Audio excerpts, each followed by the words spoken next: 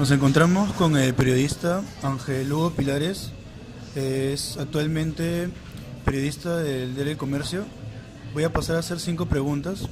La primera es, según la nota del 15 de agosto del 2012, se dice que usted fue un enviado especial del Diario del Comercio acerca del caso del niño Chicho, por lo cual quisiera saber cuáles fueron sus primeras impresiones al llegar al lugar. A ver, primero, no fui un enviado especial por el caso del niño Chicho precisamente, sino que el diario había planificado una cobertura por los 5 años del terremoto en Pisco. Entonces la planificamos en realidad de forma un poco violenta porque no estaba planeada inicialmente y a insistencia mía. Yo le dije a mi jefe, ¿sabes qué? Me fui al sitio a hacer la cobertura. Él me dijo más o menos lo que quería y armamos una cobertura más o menos en tiempo récord. La planificamos en tiempo récord. En el camino, o sea, en Ica, me hospedé en Ica y fui a visitar Pisco. Esa fue toda mi rutina durante 3 días. Lo que encontré en general era una situación llena de indolencia, ¿no? En el sentido de que la gente seguía viviendo como si el terremoto hubiera pasado ayer. Todo el mundo estaba, por lo menos en Pisco, hay un montón de casas tiradas. Habían construido en muchos casos frontis en los solares con ladrillos, pero tú metías la cabeza y vivían en una estera.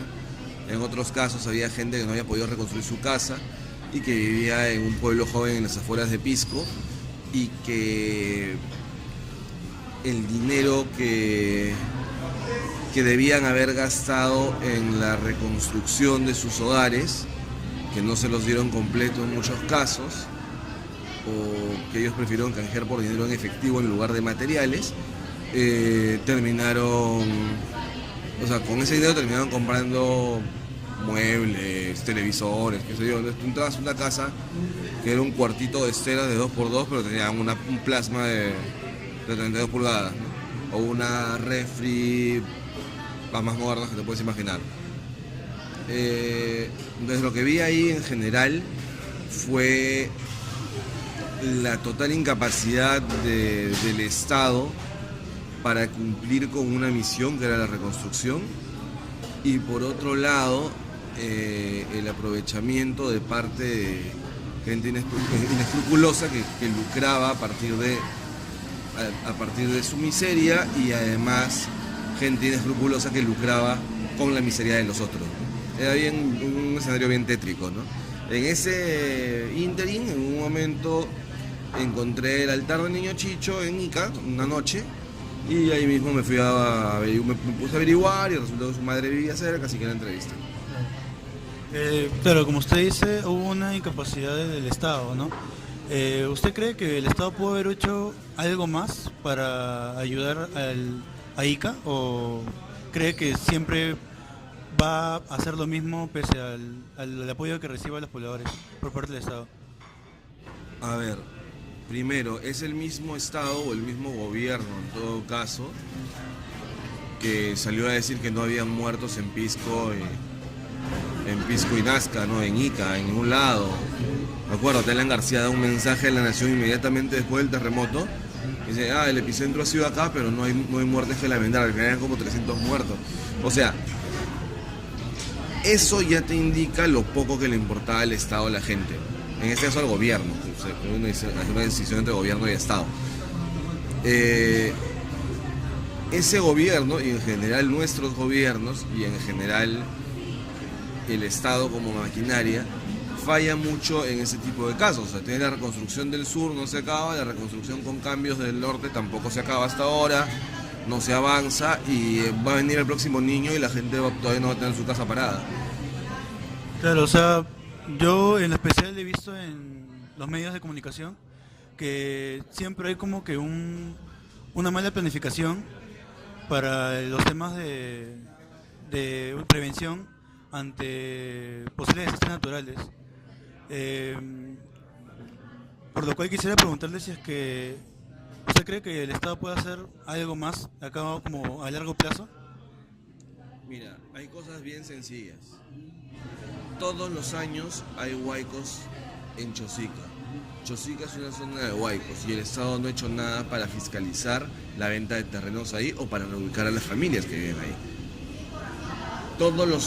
Cada 4 o 5 años hay fenómeno del niño. Ya se sabe cuáles van a ser las consecuencias y siguen habiendo desastres. O sea, definitivamente el Estado, me imagino yo que los gobiernos, para evitarse el rollo mientras están buscando medidas efectistas para ganar aprobación, evitan o se olvidan de hacer que la gente viva bien. Eso es lo que me parece lo más grave, ¿verdad? Y eso es producto de una falta de voluntad. Claro, o sea, no sé, por ponerte cualquier ejemplo, ¿no? Yo soy presidente y prefiero, no sé, aparecer en meetings bailando, en lugar de reconstruir el sur, hacer medidas de reconstrucción. Barack Obama en Estados Unidos, y la gente te dice, ay, claro, pero es Estados Unidos, ¿no? Pero pues, eso pasa cuando hay voluntad. Barack Obama en Estados Unidos planteó reglas de construcción de cumplimiento obligatorio en Miami para todas las casas que fueran afectadas por huracanes.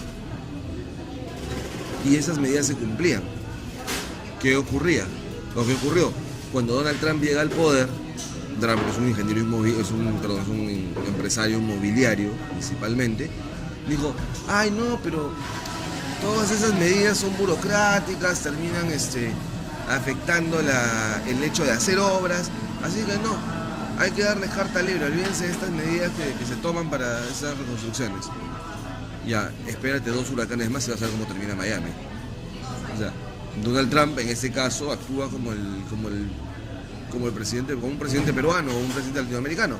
Sencillamente no toma ninguna medida porque le importa altamente el asunto y él quiere que se vea su cemento. Claro, estas son situaciones que debemos tener en cuenta. Otra pregunta que quisiera hacer fue, ¿cómo fue el trayecto desde Lima para llegar a Ica?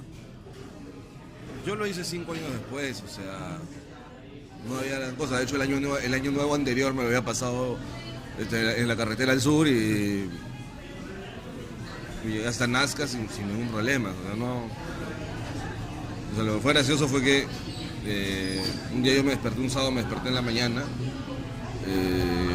y llamé a mi jefe y le pregunté, oye, ¿tenemos algo planificado para la cobertura de los 5 años? Me dijo, no tenemos cómodo, no tenemos caja chica. Ay, no te preocupes, yo voy con mi plata. Que sí, yo voy, tranquilo. Ah, ya bacán, mira, quiero que hagamos esto, lo otro, nos movemos así, movemos esto, ya bacán, estos temas, listo. Y me fui a Soyuz, tomé un bus y me vine. O sea, el trayecto no era la gran cosa, como te digo. Yo fui 5 años después, no fui en el mismo momento. Ir en el mismo momento era el infierno. Yo tengo amigos que han estado cubriendo ahí y que se han tenido que comer el olor a muerto durante una semana o estar, no sé, 12 días ahí bañándose como buenamente pudieran. Porque no había agua, no había comida, no había nada. Y lo que alguno de mis amigos me contó era, ¿has visto The Walking Dead? Ya, así era. Sí. Bueno, ya para finalizar, más o menos, ¿sintió alguna emoción especial al ver el altar del niño Chicho? ¿O simplemente fue por cubrir la noticia? Mira, fuera de que yo puedo ser o no ser un tipo religioso y que eso te puede generar cierta emoción o tal, hay una cosa que sí me llamó la atención. El altar del niño Chicho está ubicado detrás de, siempre me olvidé el nombre de la iglesia de Ica, no me acuerdo, la gran iglesia de Ica que se cayó, por decirlo que se vea, pero bueno, creo que es Luren, no me acuerdo, pero está detrás de la iglesia, está justo detrás. Esa iglesia se cae y se declara no habitable, nadie puede entrar. Entonces, hay un doble sentimiento, ¿no? La devoción del niño Chicho crece a raíz de que esta iglesia se declara no habitable.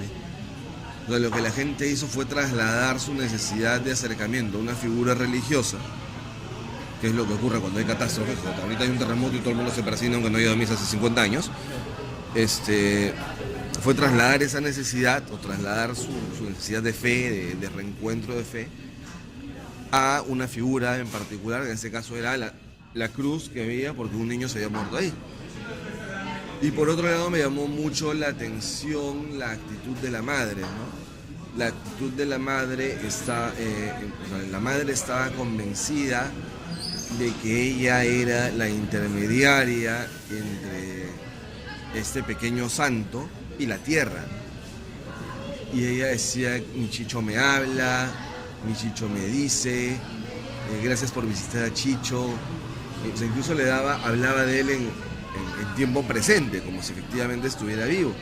Y habla también de un tema de dolor, de duelo que no ha terminado de cerrar, ¿no? Y creo que al final eso es lo que ocurre en general, y supongo que debe seguir ocurriendo, ocurría en ese momento, 5 años después del terremoto, Ica, Pisco, etcétera, eran un duelo que no había terminado de cerrar, un desamparo que no había terminado de cerrarse.